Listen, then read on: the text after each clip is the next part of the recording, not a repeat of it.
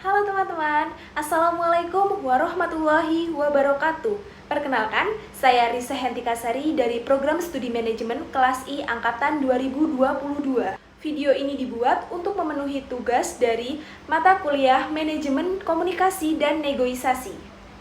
Nah, di sini aku akan menjelaskan beberapa materi yang sudah aku dapat selama mengikuti mata kuliah Komunikasi dan Negosiasi.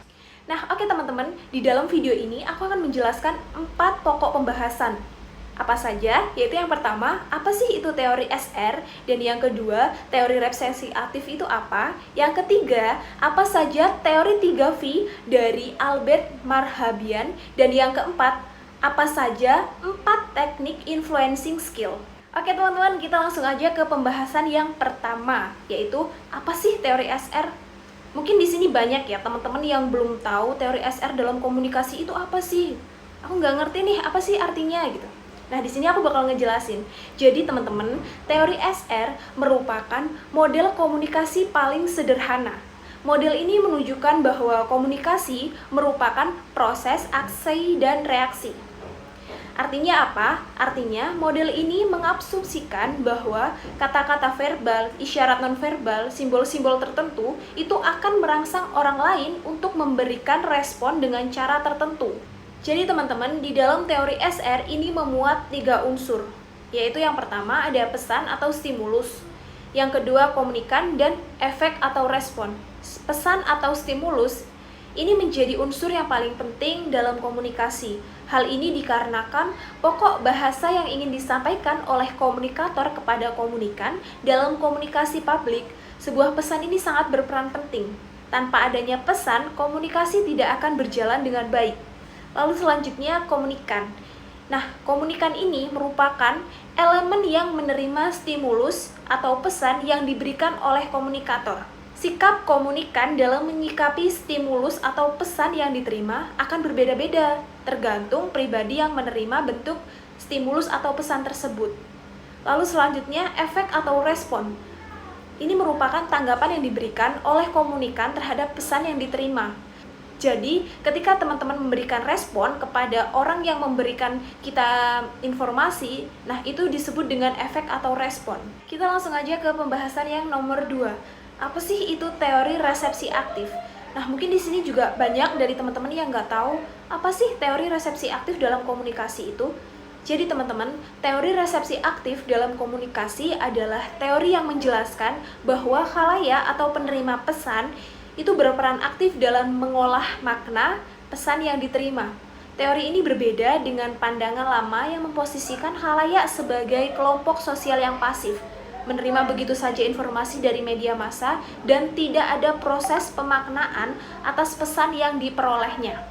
Jadi dapat disimpulkan bahwa dalam teori resepsi aktif ini, khalayak itu tidak lagi pasif, melainkan aktif dalam memahami, memaknai, dan mengkonstruksi pesan yang dibaca maupun didengar dan ditonton.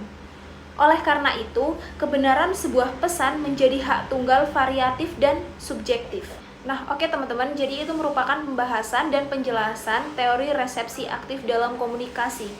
Lalu selanjutnya kita langsung saja ke pembahasan yang nomor 3, yaitu ada teori 3V dari Albert Marhabian. Jadi formula 3V ini dikemukakan oleh Albert Marhabian dalam 3V of Communication. Nah, di sana ia menjelaskan dalam komunikasi termasuk komunikasi public speaking, minimal itu ada 3 yang harus dioptimalkan dan menjadi modal dasar bagi seorang public speaker. Apa saja? Jadi apa sih 3V yang disebutkan oleh Albert Marhabian tersebut? Yang pertama ada voice, yaitu suara atau vokal. Yang kedua verbal, kalimat atau kata-kata, dan visual, penampilan atau bahasa tubuh. Mungkin di sini teman-teman belum pada tahu ya, apa sih maksud dari 3V tersebut.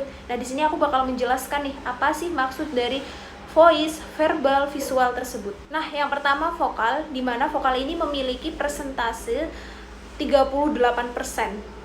Vokal ini adalah suara yang dikeluarkan saat kita mengucapkan kata-kata.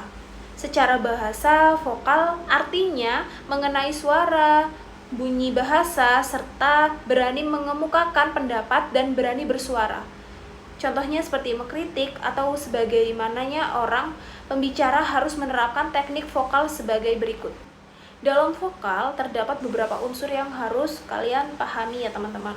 Yang pertama ada intonasi, tone, power, speed atau tempo, volume, napas. Jadi teman-teman ketika teman-teman menyampaikan sesuatu kepada audiens, itu teman-teman harus bisa bersuara yang jelas supaya audiens itu juga memahami apa yang kita sampaikan. Nah teman-teman, selanjutnya ada verbal. Verbal ini hanya memiliki persentase 7%. Verbal adalah hal yang berkaitan dengan kalimat atau kata-kata. Komunikasi verbal adalah komunikasi dengan menggunakan simbol-simbol verbal. Komunikasi verbal ini dibagi menjadi dua. Yang pertama ada komunikasi lisan. Nah, komunikasi lisan ini adalah komunikasi yang dilakukan dengan berbicara atau mendengar. Dan selanjutnya ada komunikasi tertulis. Komunikasi tertulis ini berarti ya komunikasi menulis atau membaca. Lalu selanjutnya ada visual. Nah, kalau tadi voice memiliki persentase dalam komunikasi itu 38% dan verbal 7%, maka untuk mencapai 100 itu kan membutuhkan 55% lagi. Nah, 55% lagi ini menjadi presentasinya visual. Visual itu artinya apa yang tampak terlihat mata dan berkaitan dengan penampilan, mulai dari postur, gestur, hingga busana yang dikenakan. Visual dalam pidato meliputi komunikasi nonverbal seperti ekspresi wajah, bahasa tubuh, penampilan diri, dan hal-hal yang bisa dilihat secara langsung oleh audiens.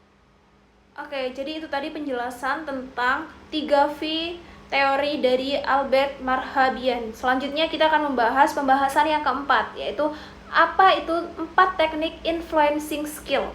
Jadi mungkin di sini teman-teman juga belum tahu ya influencing skill itu apa. Jadi influencing skill adalah suatu kemampuan komunikasi di mana seseorang dapat mengajakmu atau mempengaruhimu berdasarkan apa yang orang tersebut inginkan. Nah, teknik influencing skill ini memiliki 4 teknik, yaitu yang pertama ada matching, mirroring, building rapport, dan hand gesture. Yang pertama, matching. Teknik ini tuh melibatkan penyesuaian gaya komunikasi dengan orang yang sedang diajak berkomunikasi. Hal ini dapat dilakukan dengan menyesuaikan kecepatan bicara, volume suara, dan bahasa tubuh. Teknik ini dapat membantu membangun hubungan yang lebih baik dengan orang yang kita ajak berkomunikasi. Lalu selanjutnya ada mirroring. Nah, apa sih ini? Mirroring itu apa? Teknik ini melibatkan meniru gerakan dan bahasa tubuh orang yang sedang diajak berkomunikasi. Hal ini dapat dilakukan dengan rasa kepercayaan dan kenyamanan dengan orang tersebut. Namun teknik ini harus dilakukan dengan berhati-hati ya, dan tidak berlebihan agar tidak terlihat seperti mengejek atau meniru lawan bicara kita. Nah, lalu selanjutnya ada building rapport. Teknik ini melibatkan membangun hubungan yang baik dengan orang yang sedang diajak berkomunikasi. Hal ini dapat dilakukan dengan menunjukkan minat dan perhatian kepada orang tersebut, serta menemukan kesamaan dan kepentingan bersama. Teknik ini dapat membangun rasa kepercayaan dan kenyamanan terhadap orang tersebut. Lalu yang terakhir ada hand gesture. Apa sih maksudnya? Nah, teknik ini melibatkan penggunaan gerakan tangan untuk menekankan atau memperjelas sesuatu yang ia sampaikan. Nah, teknik ini melibatkan penggunaan gerakan tangan untuk menekankan atau memperjelas sesuatu yang ia sampaikan. Hal ini dapat membangun rasa kepercayaan diri dan menarik perhatian orang yang sedang kita ajak berkomunikasi. Namun penggunaan gerakan tangan ini harus dilakukan dengan hati-hati ya teman-teman, dan tidak berlebihan agar tidak terlihat tidak sopan atau mengganggu.